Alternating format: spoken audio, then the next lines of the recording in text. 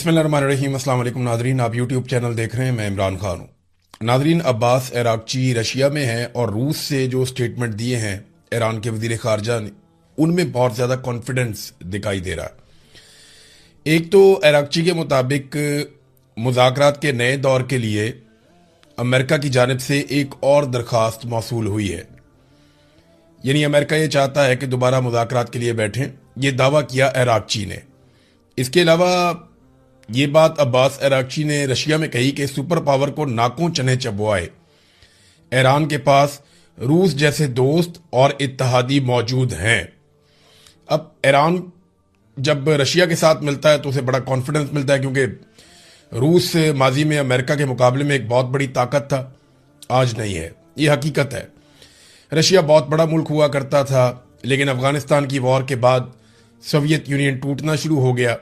America ने बहुत सारी प्रॉक्सीज इस्तेमाल की और रशिया टूटते टूटते महदूद हो गया। फिर उसकी वो माशी कुव्वत भी नहीं रही, उसका सिस्टम भी नहीं चला। आज रशिया के बाद जो दूसरी ताकत अमेरिका के सामने आकर खड़ी हुई वो चाइना है। चाइना माशी तौर पे अमेरिका से काफ़ी मजबूत होता चला जा रहा है। फौजी एतबार से चाइना आज तक टेस्ट नहीं हुआ, यानी कोई ऐसा बड़ा टेस्ट चाइना का नहीं हुआ जिससे वो साबित कर सके कि उसकी फौज अमेरिका से बेहतर है। लेकिन चाइना के हथियारों ने दुनिया में अपना मुकाम बनाया। बहुत सारी जगहों पे चाइनीज हथियार खरीदे भी जाते हैं और वो आजमाए भी जाते हैं, और चाइना के हथियार आहिस्ता आहिस्ता दुनिया की मार्केट में अपना हिस्सा बना रहे हैं।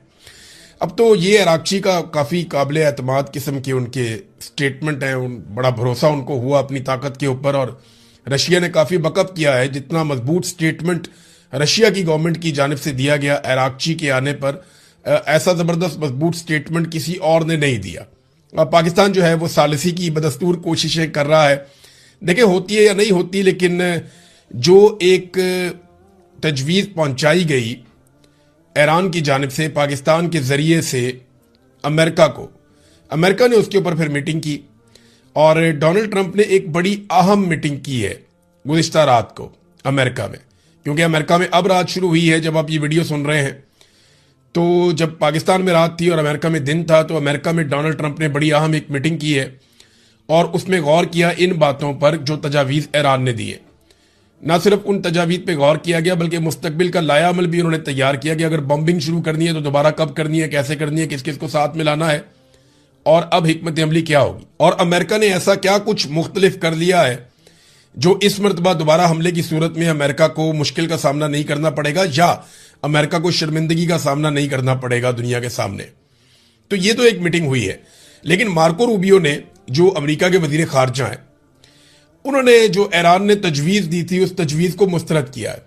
ईरान की तजवीज़ ये थी, और ये बड़ी वाज़ेह उन्होंने दो बातें सादी सादी है, मैंने आपके सामने पहले भी रख दी थी, बल्कि जब ये खबर छपी आलमी मीडिया में उससे भी पहले मैंने आपको बताया था कि ये दो चीज़ें हैं। एक तो आपने हुर्मुज़, और एक मैंने आपसे अर्ज़ किया था कि ये जो एटमी सलाहियत है ईरान के पास, या जौहरी प्रोग्राम ईरान का, ये डिस्कस होगा। तो ईरान ने कहा जी जौहरी प्रोग्राम को तो हम डिस्कशन में रख लेते हैं, उसके ऊपर हम आइंदा भी बात करते रहेंगे, पहले भी करते रहे हैं, ये मामला हम पेंडिंग कर देते हैं, इस पर मुज़ाकरात चलते रहेंगे। हम फौरी तौर पर एक मुआहिदा कर लेते हैं जिसमें हम आबने हुर्मुज़ को खोल देते हैं। और जो ईरान ने उसमें तजवीज़ दी थी वो ये दी थी कि एक मुआहिदा करते हैं अमेरिका और ईरान के बीच में आबने हुर्मुज़ को खोलने के हवाले से, और उस मुआहिदे के मुताबिक अमेरिका नाकाबंदी ख़त्म कर देगा और ईरान आबने हुर्मुज़ को खोल देगा। लेकिन मार्को रूबियो ने कहा कि अमेरिका इन तजावीज़ को मुस्तरद करता है, क्योंकि ईरान ने सख्त शराइत के तहत आबने हुर्मुज़ की बंदिश खोलने का कहा, जो हमारे लिए काबिल कबूल नहीं है। ईरान का कहना यह है मार्को रूबियो के मुताबिक कि जहाज रानी सिर्फ उस सूरत में हो सकेगी, या आबने हुर्मुज़ में से जहाज सिर्फ उस सूरत में गुजरेंगे जब ईरान के साथ हम आहंगी की जाएगी या उनसे बाकायदा इजाज़त ली जाएगी। अगर कोई बगैर इजाज़त लिए या ईरान से कोऑर्डिनेशन किए बगैर यहां से गुजरेगा तो उसको या तो उड़ा दिया जाएगा या फिर उसके ऊपर जुर्माना आयद कर दिया जाएगा। ये मार्को रूबियो ने कहा जी हमें काबिल कबूल नहीं है। फिर मार्को रूबियो ने एक और स्टेटमेंट दिया। डोनाल्ड ट्रंप ने कहा था, आपको याद होगा, कि हमने ईरान के तकरीबन तमाम मिसाइल ख़त्म कर दिए हैं और उनकी मिसाइल साइट्स तबाह कर दी हैं। اب ایران کے پاس حملہ کرنے کی صلاحیت نہیں ہے، ہم جنگ جیت چکے ہیں، یہ ڈونلڈ ٹرمپ نے کہا تھا۔ مارکو روبیو نے اس کے برعکس ایک سٹیٹمنٹ دیا ہے۔ ڈونلڈ ٹرمپ نے تو 100% میزائل ایران کے ختم کر دیے تھے، لیکن مارکو روبیو نے کہا نہیں، 50% میزائل جو ہے وہ صلاحیت ایران کے پاس ابھی باقی ہے، اور ایران اتنے ہتھیار رکھتا ہے کہ واپس 50% ہتھیاروں سے حملہ بھی کر سکتا ہے۔ ایک اور ناظرین ڈیولپمنٹ آئی اس میں، یہ بڑی دلچسپ ہے۔ ایران کے نائب صدر کا ایک سٹیٹمنٹ ہے، پہلے وہ آپ دیکھ لیں۔ ایرانی نائب صدر نے کہا کہ ماضی میں ہماری توہین کرنے والے ممالک، وہ ممالک جو ہمیں ذلیل کرتے تھے، وہ ممالک جو ہمیں جیٹ فیول برآمد کرنے سے انکار کرتے تھے، آج وہی ممالک اپنی توانائی کی سپلائی کو محفوظ بنانے کے لیے اور اپنے بحری جہازوں کو آبنۂ ہرمز میں سے گزارنے کے لیے ہم سے اجازت کے لیے التجا کر رہے ہیں۔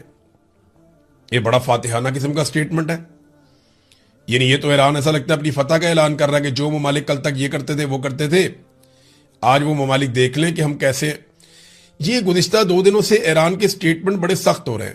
ایران کے مختلف جو لیڈرز ہیں وہ کبھی یورپین سٹیٹمنٹس کے خلاف بات کرتے ہیں۔ یعنی ایک اور سٹیٹمنٹ میں دیکھ رہا تھا، ایران کے ایک بڑے لیڈر ہیں، انہوں نے کہا کہ جرمنی کا، کیونکہ ایک بیان آیا امریکہ کے بارے میں کہ امریکہ کے پاس کوئی منصوبہ نہیں ہے اس جنگ سے نکلنے کا، اور انہوں نے کہا کہ یہ معاملہ اس طریقے سے حل بھی نہیں ہوگا، لیکن انہیں بھی یاد دلایا گیا ایران کی جانب سے، ایرانی قیادت کی جانب سے کہ جناب آپ بھی دسمبر میں یہ کہہ رہے تھے کہ چند ہفتوں کے اندر ایران کا یہ ہو جائے گا، وہ ہو جائے گا، تو وہ دیکھیں ہم تو اپنی جگہ پہ کھڑے ہیں۔ تو ایرانی اب سب کو جواب دے رہے ہیں، یورپی ممالک میں بھی کچھ کو جواب دے رہے ہیں، امریکہ کو بھی جواب دے رہے ہیں، اسرائیل کو بھی جواب دے رہے ہیں، اور جارحانہ بیانات دے رہے ہیں۔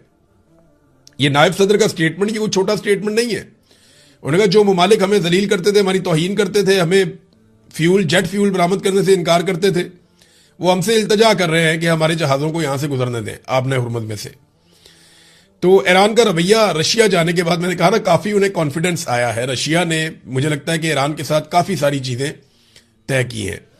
نیٹو کا سالانہ ایک سربراہی اجلاس ہوتا ہے ناظرین۔ یہ نیٹو کے جو ممالک ہیں، یہ مغربی ممالک ہیں، زیادہ تر امریکہ کے سارے اتحادی ہیں، تو یہ نیٹو ممالک اکٹھے ہوتے ہیں، ان کا سالانہ ایک سربراہی اجلاس ہوتا ہے جس میں طے کرتے ہیں پورا سال کیا ہوا، اگلے سال کیا ہوگا، اور یہ اپنی حکمت عملی بناتے ہیں۔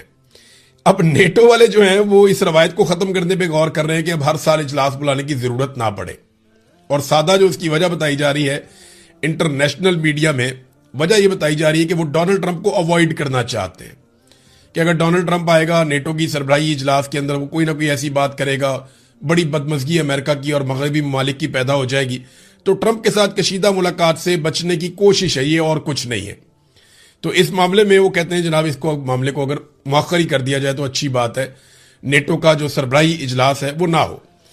چین نے ناظرین اقوام متحدہ میں ایک بڑا سخت سٹیٹمنٹ دیا ہے، اور چین نے وہی پوزیشن ان کی وہی ہے، لیکن یہ امریکہ کے لیے بڑا سخت سٹیٹمنٹ ہے۔ آبنۂ ہرمز اس وقت سب کا مسئلہ بنا ہوا ہے نا، تو اس پہ چائنا نے جو سٹیٹمنٹ دیا، ان کے جو چین کے سفیر ہیں اقوام متحدہ میں، انہوں نے کہا جی کہ آبنۂ ہرمز کی بندش کی جو اصل وجہ ہے وہ امریکہ اور اسرائیل کا ایران کے اوپر حملہ ہے، اور یہ بلا جواز حملہ ہے، اس کی ضرورت نہیں تھی۔ اچھا، انہوں نے یہ حملہ کر دیا ایران کے اوپر اور آبنۂ ہرمز اس کے بعد بند ہوگی، تو ذمہ دار اسرائیل اور امریکہ کا حملہ ہے، چائنا یہ کہہ رہا ہے۔ پھر وہ یہ کہتا ہے کہ اس مسئلے کا جامع اور مستقل حل کیا ہے، لیکن اس مرتبہ اسٹیبلشمنٹ نے، جرنیلوں نے ایک غلط آدمی سے پنگا لے لیا۔ یہ آدمی قوم کی نظروں میں کرپٹ نہیں تھا، بے ایمان نہیں تھا، فراڈیا نہیں تھا، اور اس آدمی کے کردار کے حوالے سے قوم بڑی کلیئر تھی، اور وہ یہ جانتے تھے کہ اس کو ذاتی لالچ کوئی نہیں ہے، یہ جو بھی کر رہا ہے اپنے ملک کے لوگوں کے لیے کر رہا ہے، اس کے فیصلے غلط ہو سکتے ہیں لیکن اس کی نیت خراب نہیں ہے۔ تو جب اسٹیبلشمنٹ نے ایک ڈیفرنٹ آدمی کے ساتھ پنگا لیا، روایتی سیاستدانوں کو چھوڑ کر انہوں نے ایک ایسے سیاستدان سے پنگا لیا جو حکومت سے زیادہ لیڈرشپ میں یقین رکھتا ہے، جو نظریات کے اوپر چلتا ہے، جب اسے پنگا لیا تو پھر کام خراب ہو گیا، اور اس پہ بے شمار الزامات لگائے گئے، لیکن لوگ مطمئن نہیں ہوئے۔ الٹا یہ ہوا کہ پہلی مرتبہ تاریخ میں عوام بجائے اس کے کہ اسٹیبلشمنٹ کے ساتھ یا جرنیلوں کی سوچ کے ساتھ کھڑی ہوتی، عوام پہلی مرتبہ پوری شدت سے دوسری جانب کھڑے ہوئے، تنہا، اکیلے اور نہتے شخص کے ساتھ کھڑی ہو گئی۔ لوگ اس کے ساتھ جڑ گئے، اور پھر اس شخص نے، عمران خان نے، اپنی جرت سے، بہادری سے، ہمت سے، ہار نہ ماننے کی جو اس کی جبلت ہے، उससे उसने पाकिस्तान की एस्टेब्लिशमेंट को तिगनी का नाच नचवा दिया। यानी एस्टेब्लिशमेंट को कोई भी आदमी पाकिस्तान की तारीख में इतना भारी नहीं पड़ा जितना इमरान खान पड़ा है। जुल्फिकार जी भुट्टो का मसला था, उन्होंने फांसी देके हल कर लिया था, और अवाम ने उस वक्त जो रद्दमल दिया था वो भी सतही नौइयत का था। ये पहली मर्तबा है कि एस्टेब्लिशमेंट तन्हाई का शिकार हो गई है। अब हो ये रहा है कि इमरान खान के साथ लोग जुड़ते जा रहे हैं और एस्टेब्लिशमेंट के खिलाफ होते जा रहे हैं, और जिस शख्स के साथ लोग जुड़ रहे हैं वो अभी भी कह रहा है कि यार मेरी फौज है, खुदा का नाम ले। लोगों और फौज के बीच में जो नफरत पैदा हो रही है या जो फासले पैदा हो रहे हैं उनको खत्म करें, इस तरफ आ जाएं, वो अभी भी ये कहता है। लेकिन जो मिलिट्री एस्टेब्लिशमेंट है या जो उनकी क्यादत है फौज की बात नहीं मैं कर रहा, फौजी क्यादत, अब वो अपनी पॉलिसी में तब्दील लाने के लिए तैयार नहीं है। वजह यह है कि उनके बहुत बड़े बड़े मफादात और भी हैं।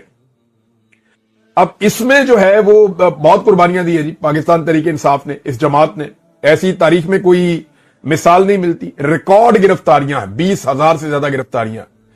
कोई आर्म फोर्स भी हो ना, कोई जबरदस्त किस्म की फौज भी हो, उसके भी 2,000 बंदे गिरफ्तार हो जाए ना तो उसका मोराल डाउन हो जाता है। 4,000 बंदे गिरफ्तार हो जाएं, 4,000 उनके जवान गिरफ्तार हो जाएं तो बेड़े ही गर्क हो जाता है। और अगर फौजियों के घरों की खवातीन गिरफ्तार हो जाए और ये हालात पैदा हो जाए तो बिल्कुल ही सत्यानाश हो जाता है। लेकिन आप अंदाजा करें कि पाकिस्तान तहरीक इंसाफ एक नजरियाती जमात है, और ऐसी जमात है कि जिसके 20,000 से ज्यादा लोग गिरफ्तार हुए और उनका मोराल डाउन नहीं हुआ।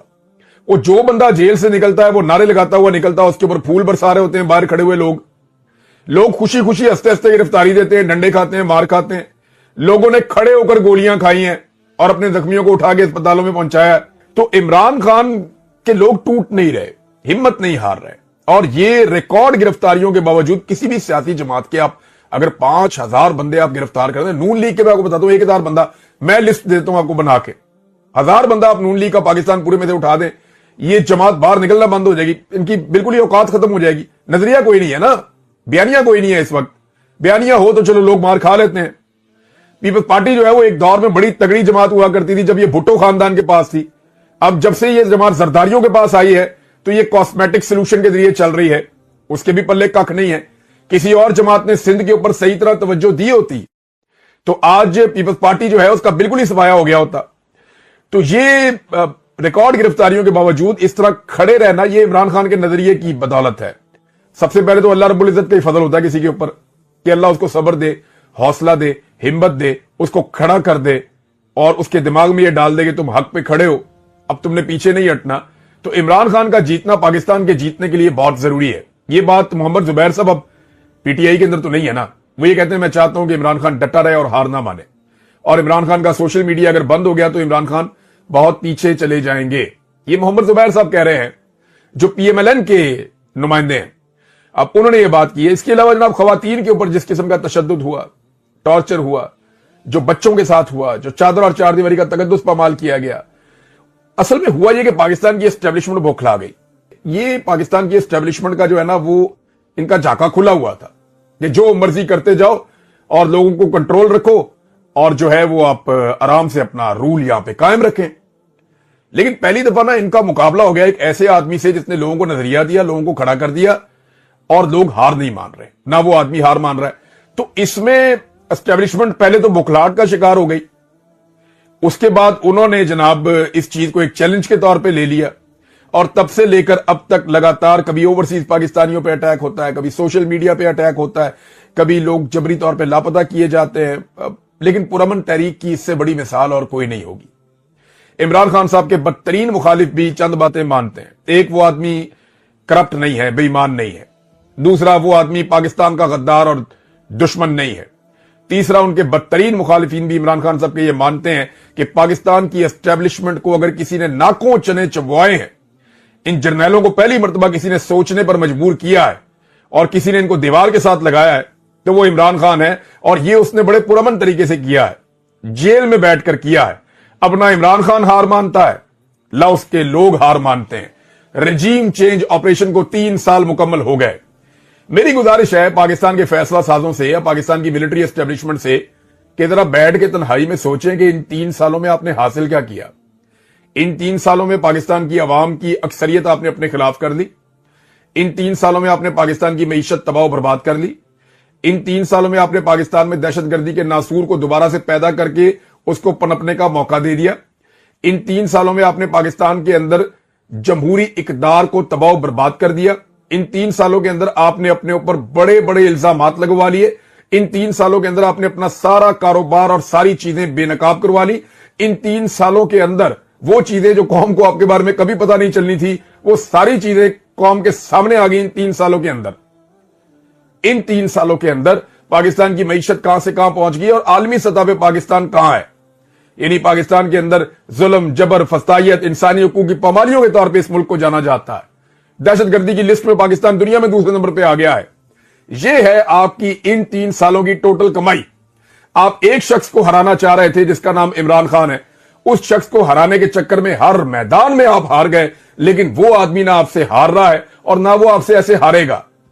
एक ही तरीका है उसके साथ, आप जाएं और जाकर उसे बैठें और उसे कहें कि हमें कोई फेस सेविंग दे दे, हमें किसी तरह से इसमें से निकाले, पाकिस्तान की खातिर हम आगे बढ़ना चाहते हैं, तो फिर वो आपको कोई रास्ता दे देगा। वो बार बार ये बात करता है कि यही एक रास्ता है जिससे मैं निकाल सकता हूं सबको। उसको अपनी जात के लिए कोई डील आपसे नहीं चाहिए, ये आपकी भूल है।